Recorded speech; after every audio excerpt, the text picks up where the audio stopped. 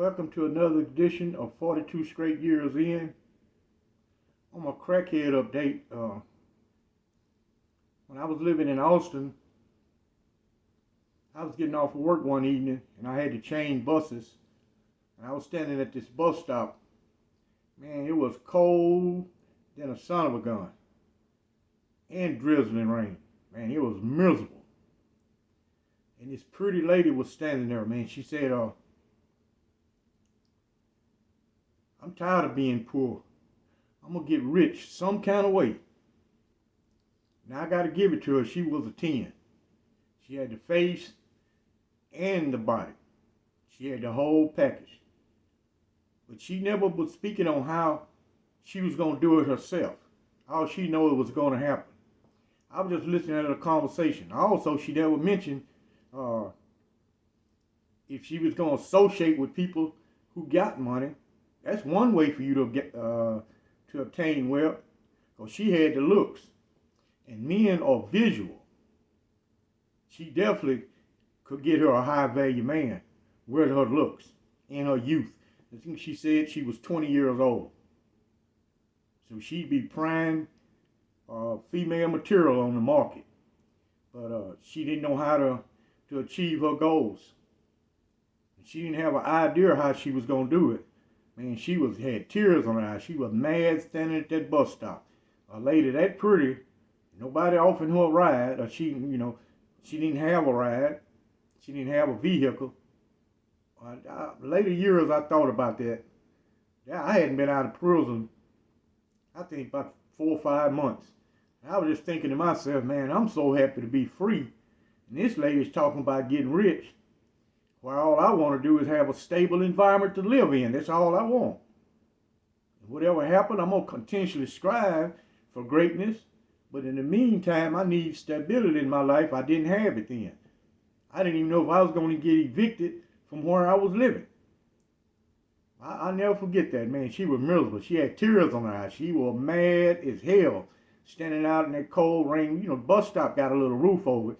But it was 5 or 6 of us at that bus stop. So everybody couldn't get crowded, to get out of the weather. She was totally pissed. Nobody responded to what she was saying. Other people, these are working class people getting off of work the same as I was. Man, they were just, everybody was miserable. But that's my crackhead update. Y'all know what it is. Get your shanks out and let's ride. Yesterday, Tim Snow over at Texas Prison Stories, he did a video on corporal punishment in Texas concerning Fred Cruz. This guy was a prolific jailhouse lawyer in the state of Texas. He had filed several civil rights lawsuits prior to the landmark Ruiz versus Estelle lawsuit. Well, anyway, I'm not going to go into all the details, but he was speaking on shelling a gallon of peanuts. This is what this consisted of. All vegetables in Texas prison arrive at that prison in gallon cans. Tomatoes, greens, lima beans, carrots. They got a cannery. It's at the Terrell unit. And it comes in gallon tin cans. And that's what they would use back in the day to shell peanuts in. Now, we shelled peanuts as a normal course of our work. It didn't concern punishment. When we had inclement weather, for some reason we couldn't go outside to work. Different prisons did it different ways. At the Eastham unit, they make you go sit outside and shell those peanuts in the fucking cold. Now Ramsey was different. They take you in the gymnasium to shell peanuts. And that was normal work. Most people who worked in the fields had tough hands. I had leather gloves. But my hands were so used to that work, I only used those gloves for fighting purposes. It's rare I put them on for any type of work. Most of these guys' hands is tough enough to shell peanuts. Now, Fred Cruz said his hand was bleeding. He had to have the hands of a female. Shelling peanuts is not hard to do. It's repetitive because those peanuts are so small and you got to get a full gallon. Now, this is how that worked.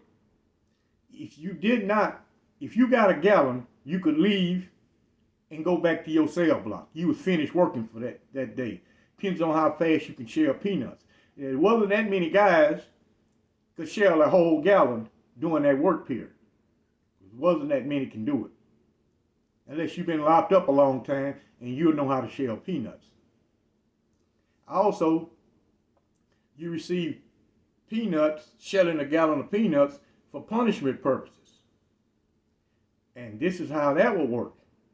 After you got off of work that afternoon and make it back to your cell block, you probably have time to go in your cell and take care of your hygiene. And later on, the inmate guard would call out all those peanut shellers, report to the hallway. Now you got to go out in the hallway, get that gallon can, and they'd have a big sack of peanuts. They pour it in front of you, and you got to shell a gallon. Now this is how that would work. If you did not have a gallon, they would let you go back to your housing unit at 12 o'clock midnight. They would take that gallon, put a piece of paper in it, and write your name on it. You got to come back out the next night and keep shelling peanuts until you reach a gallon of peanuts. Now, I felt sorry for you if you got 5 gallons, but you was going to be a minute shelling those 5 gallons of peanuts. Now, shelling peanuts was not in the prison handbook. Those wardens were creative. They create punishment off the top of their head. Now, at the Ramsey unit, Wildcat had a lot of creative punishments for you. It's not in the rule book. For instance, standing on the wall. A lot of Texas prisons back in the day, they made you stand out in the hallway all night, turn around, face the wall. They might give you 3 hours on the wall. That's after you done put in a full day's work. And you got to stand there. No looking around. A turnkey would slap the shit out of you if you be looking around or trying to talk to somebody. You gonna get the shit slapped out of you. Get your head smashed into that wall. Your face smashed into the wall. Also, they had standing on soda water crates. A wooden soda water crate. Turn it up on the end. It seemed like that's easy, but it's not. It requires a lot of concentration. You done put in a full day's work, and you got to stand on this soda water crate, and it started 3 hours. If you fall off, that's another hour added on. Now, if you stand on it for 45 minutes, they would give you a 5-minute break. You got to get back on that soda water crate. Also, they had another punishment, hanging you by the handcuffs. They had a steel bar. They could stretch it. They could go up or down with it, according to your height. They would have you stretch all the way up, almost to you on your tiptoes, and they would handcuff you at that spot. That punishment was for 3 hours long. Ain't nothing you can do. If you let all the weight drop on your shoulders, well, you're going to be in pain. You know, and the ultimate punishment was solitary confinement. Most wardens hated to place you in solitary confinement because that means you can't work. That was their last resort. It's solitary. And you wasn't going to go in there and just lay up and sleep. You was going to be starved to death. 1 teaspoon of carrots, 1 teaspoon of beans, a teaspoon of sauerkraut or beets. It was going to be 3 vegetables twice a day for 15 days. That is not an easy feat until your body get used to that. I've been in solitary. I've seen grown men cry. Never been that hungry in their life. They don't even believe a human can exist being that hungry. And the only thing you had in that cell was a little small Gideon Bible, about that big, a little small Testament, New Testament. And you had a foam toothbrush and about a 3-foot blanket. And you slept on concrete on a thin plastic mattress. That was it. Also, they closed the door.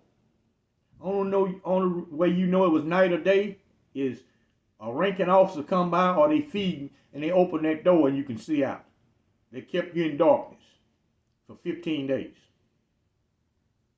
And it's a lot of guys could not handle that type of punishment. I've seen a lot of guys break. I remember the first time I went to solitary at Easttown for fighting with a weapon. I spent 8 days in there. I thought I was going to die. I said to myself, man, I ain't never coming back in here. Little did I know, I would go to solitary confinement over 40 times. It didn't even bother me.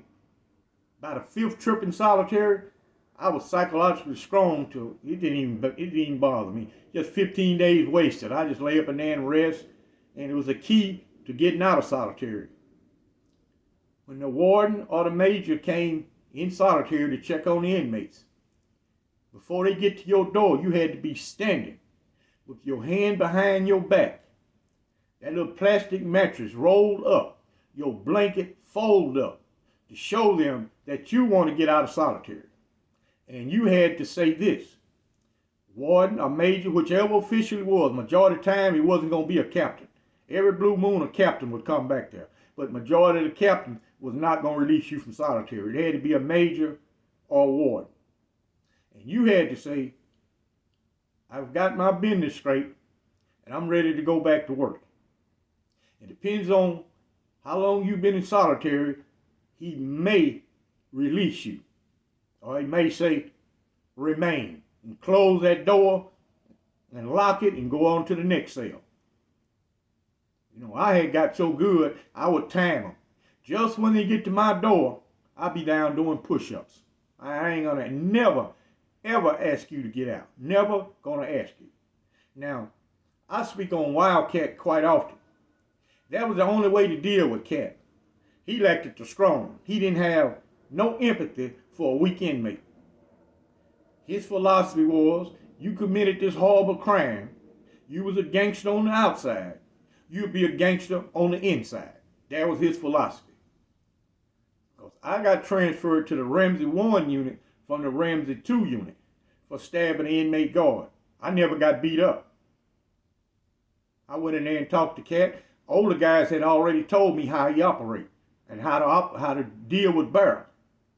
I really wasn't afraid. I was young as hell, but I wasn't afraid. I know I can't whoop Cat. Once I saw his size and I seen Big Burr, I said, man, I don't got a shank. I ain't got nothing. I can't whoop neither one of these guys. But I was not afraid. Whatever was going to happen, it was going to happen. I done stabbed and it's too late. I can't take that back. I'm not going to apologize and I'll do it again. That was my philosophy. I don't even care. I'll do it again. That philosophy helped me survive there. I noticed a lot of those old guys, I'd hear them from time to time say, man, that is one messed up young guy there. They know for a fact, you bring me that weak bullshit, that I'm going to smash your ass. I don't care about the building tunnels. I don't care about the inmate guard. I don't care nothing about none of that. And that worked for me, and quite a few other guys had that same philosophy.